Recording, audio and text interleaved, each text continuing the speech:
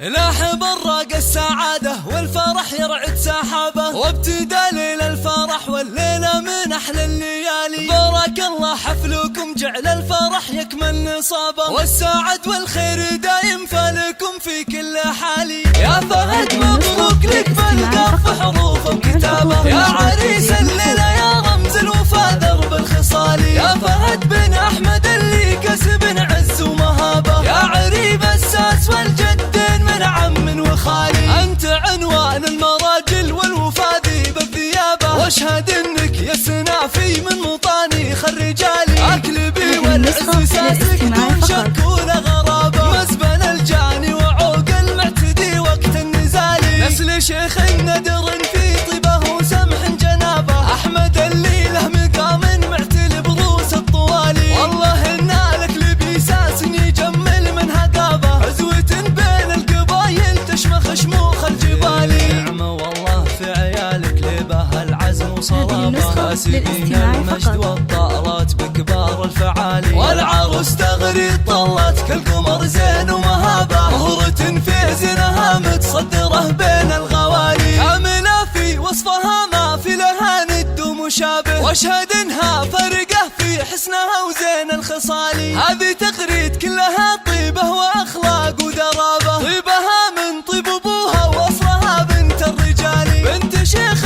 فتح للضيف والعانين بابه، وعلي راعى الفعول اللي تنومس كل غالي. فيها الغلبه يلي مجدهم كل حكابه، الرجال اهل الحميه والوفا واهل المعالي. لابت السبع عن مجد من قبل عصر صحابه، عزهم تشهد له سيوف صقيله ونبالي. نسبع الغلبه يلي مجدهم كل حكابه، الرجال اهل الحميه والوفا واهل المعالي. الرجال اهل الحميه والوفا واهل المعالي.